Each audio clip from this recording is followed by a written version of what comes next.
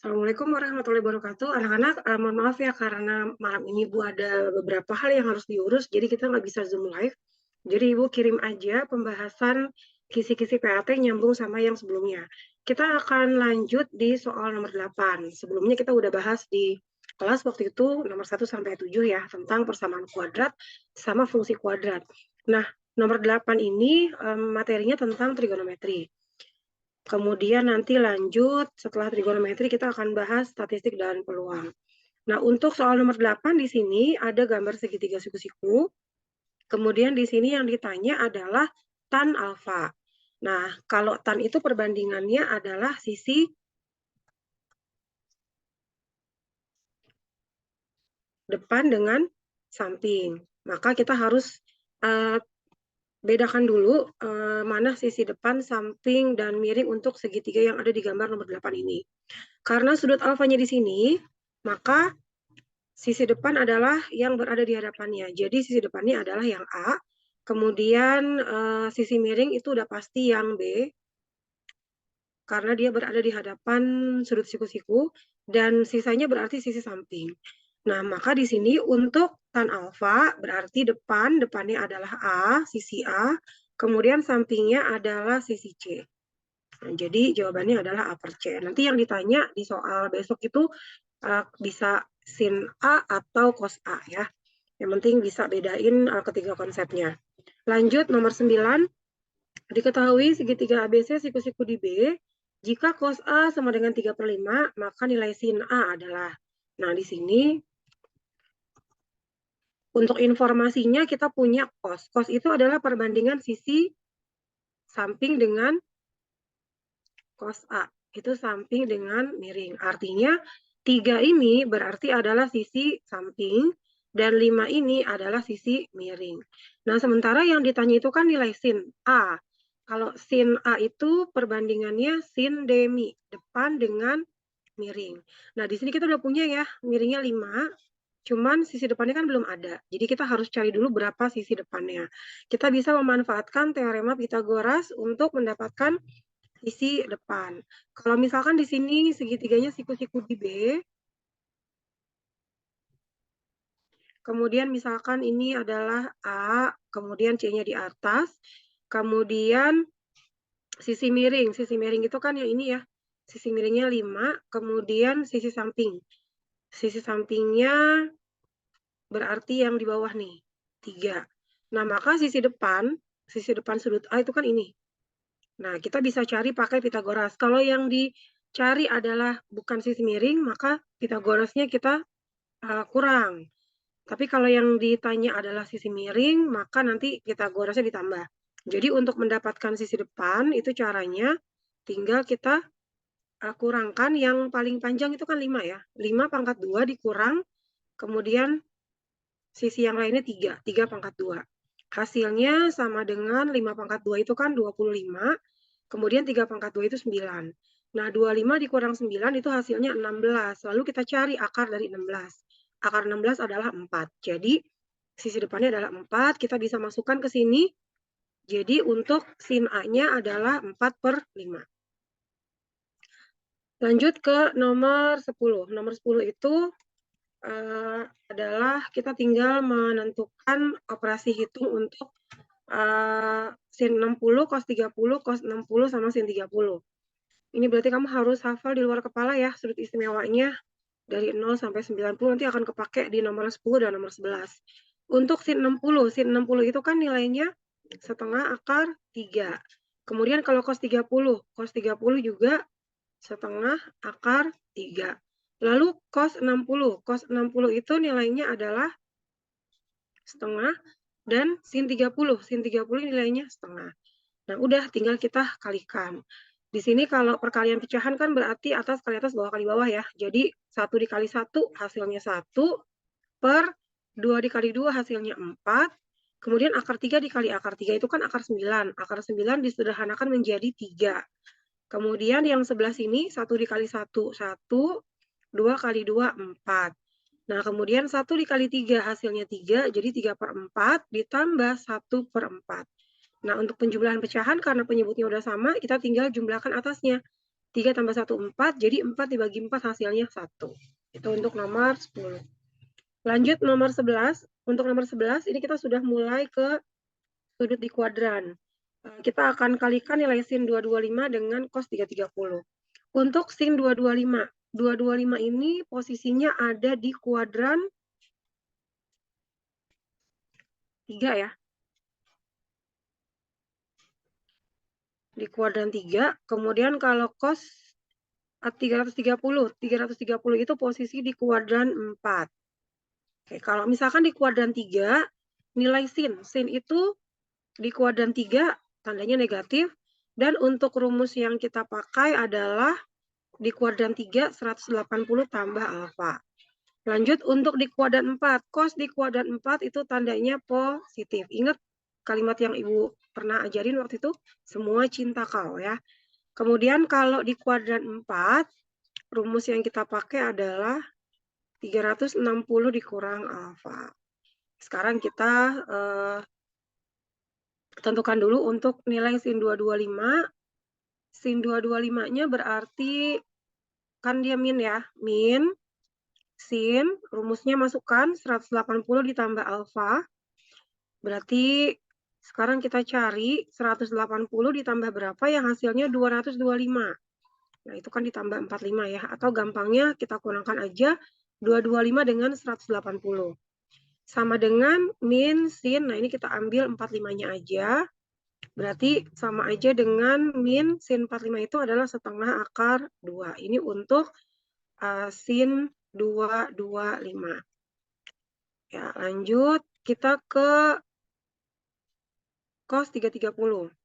Cos 330 itu di kuadran 4 tadi tandanya positif, jadi langsung aja tulis rumusnya cos 360 dikurang alfa. Jadi di sini cos 360 dikurang berapa yang hasilnya 330? Dikurang 30 ya, atau gampangnya kita kurangkan aja 360 dengan 330. Jadi yang kita ambil hanya 30-nya aja di sini, dan nilai cos 30 adalah setengah akar 3. Jadi terakhir, hasil perkaliannya sin 225 min setengah akar 2 dengan nilai cos 330 itu setengah akar 3 sama dengan min 1 kali 1, 1, bawahnya 2 kali 2, 4, akarnya akar 2 dikali akar 3, akar 6. Jadi hasilnya min 1/4 akar 6. Lanjut nomor 12. Nomor 12 ini masih penerapan trigonometri. Yang diminta adalah jarak antara kelinci dan elang adalah 24 meter, yang ditanya tinggi elangnya dari atas tanah. Jadi ini yang mau kita cari ya. Nah, kalau misalkan sudutnya di sini 60, maka ini posisinya untuk jarak dari tinggi elang ke tanah itu adalah sisi depan.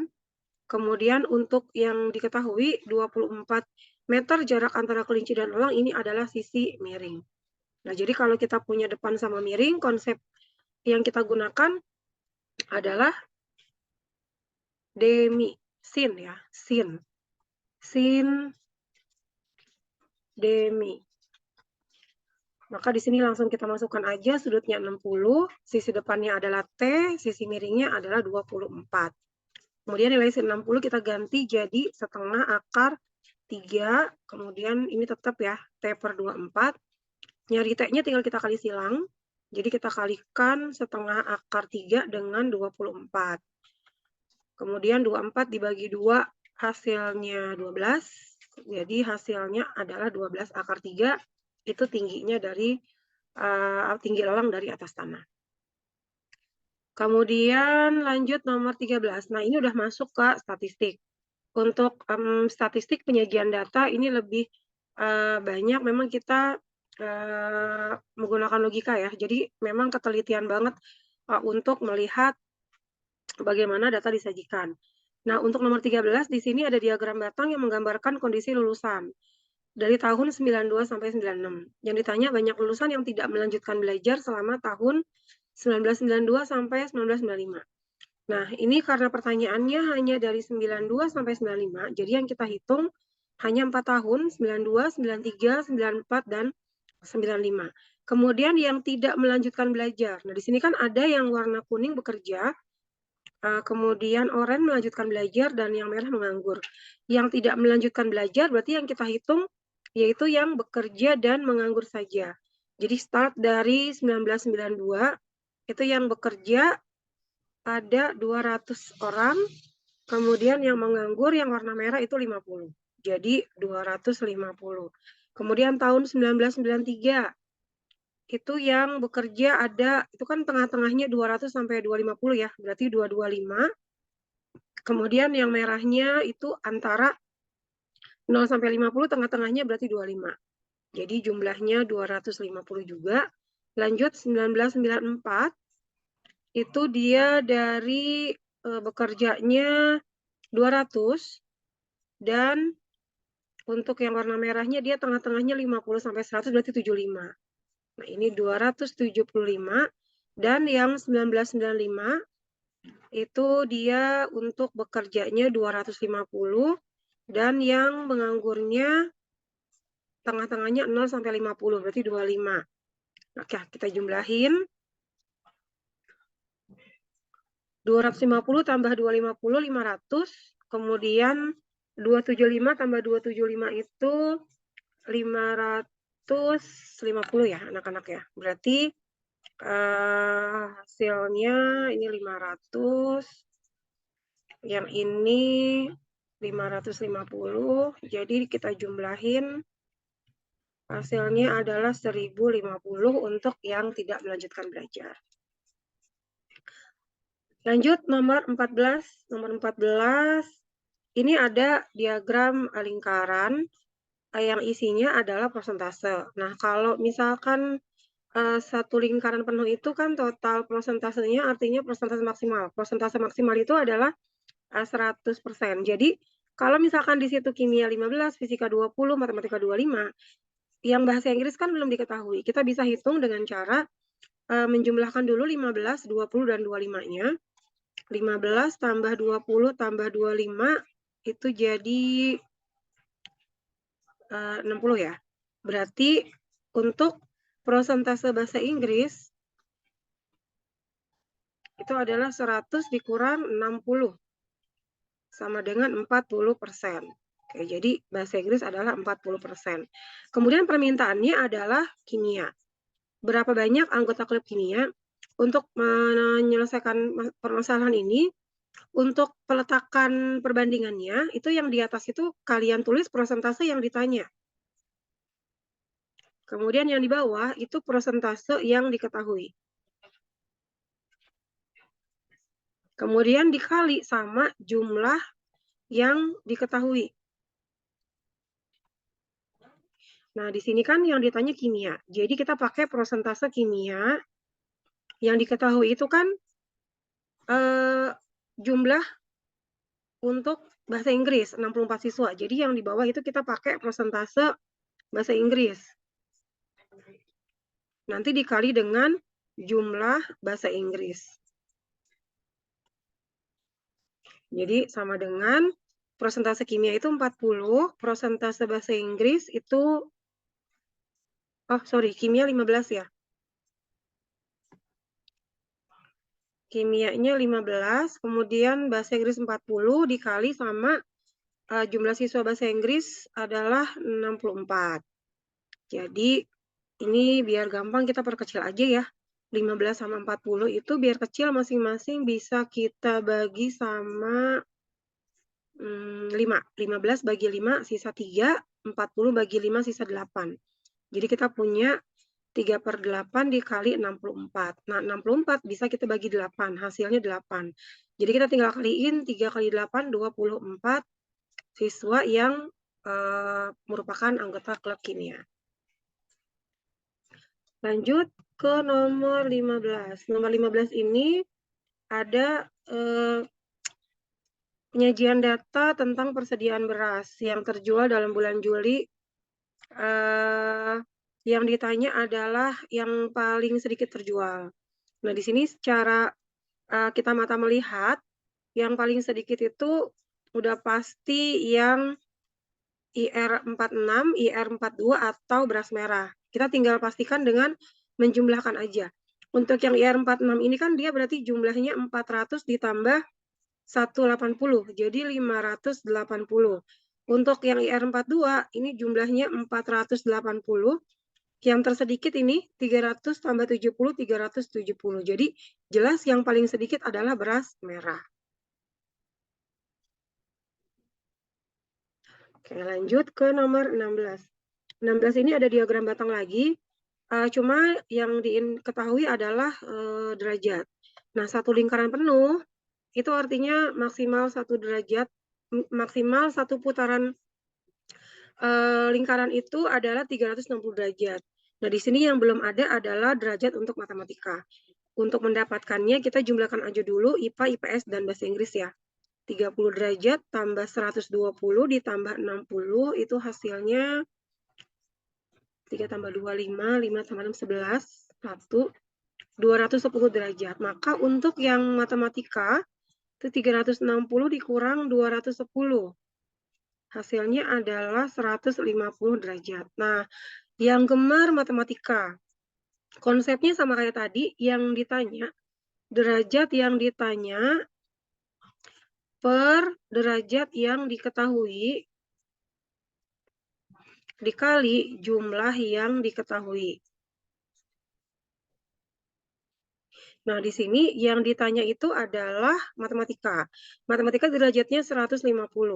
Kemudian yang diketahui, di sini kan informasinya 360 siswa adalah seluruh. Artinya kita pakai derajat seluruhnya, yaitu 360.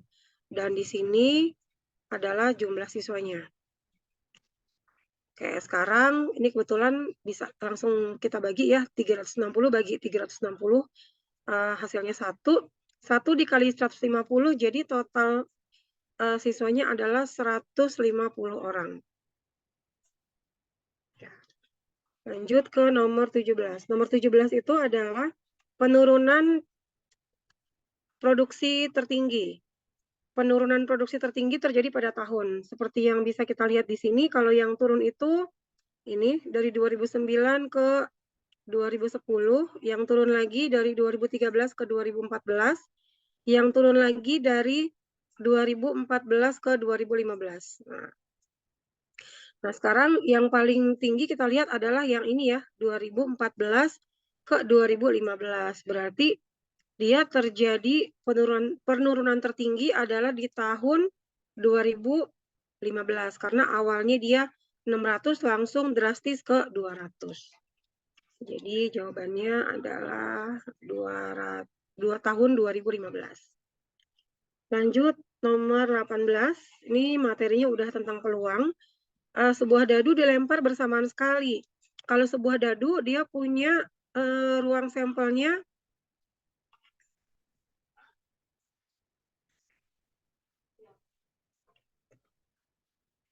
ini sebentar, ini pulpen Ibu loading ya.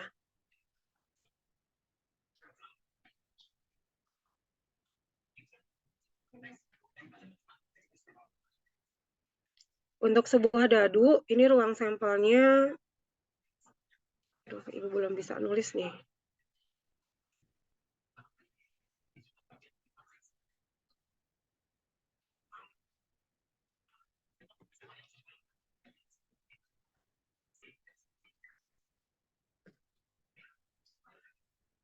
Untuk sebuah dadu ruang sampelnya 6.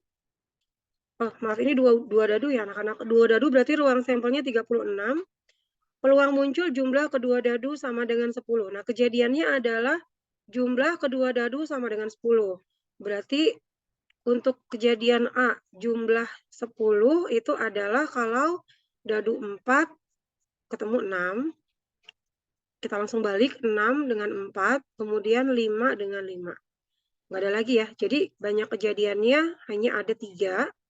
Maka nilai peluangnya tinggal kita bagi NA dengan NS. 3 per 36. Kalau kita perkecil masing-masing bagi 3 hasilnya jadi 1 per 12. Kemudian nomor 19. Sebuah kantong berisi 4 butir kelereng merah. kemudian 6 kelereng putih, dan 10 kelereng hijau. Nah, dari sini berarti NS-nya ada 4 tambah 6 tambah 10, 20 ya. Kemudian yang diminta terambil kelereng putih. Yang A itu terambil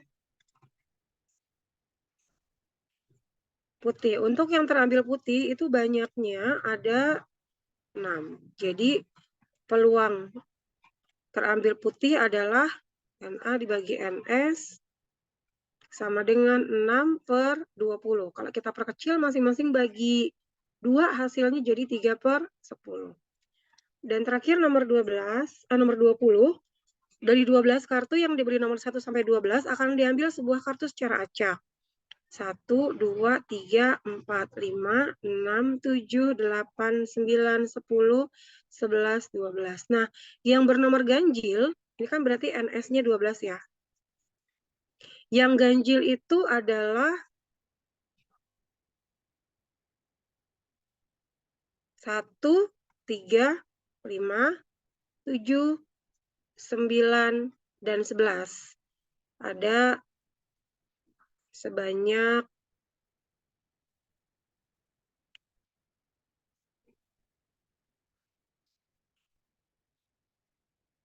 1, 2, 3, 4, 5, 6. Ada 6 ya, ada 6 kartu. Nah, di sini 1, 3, 5, 7, 9, dan 11.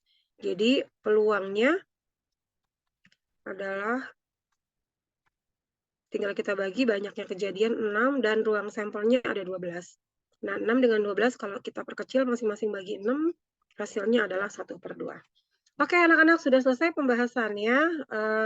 Kalau misalkan ada yang masih kurang jelas, kalian bisa lanjut bertanya dengan Ibu via chat aja ya. Selamat belajar dan semoga besok hasilnya maksimal, lancar mengerjakannya. Jangan lupa bawa oret-oretan dari rumah, takutnya dari sekolah nggak disediain. Ibu akhiri, Assalamualaikum warahmatullahi wabarakatuh.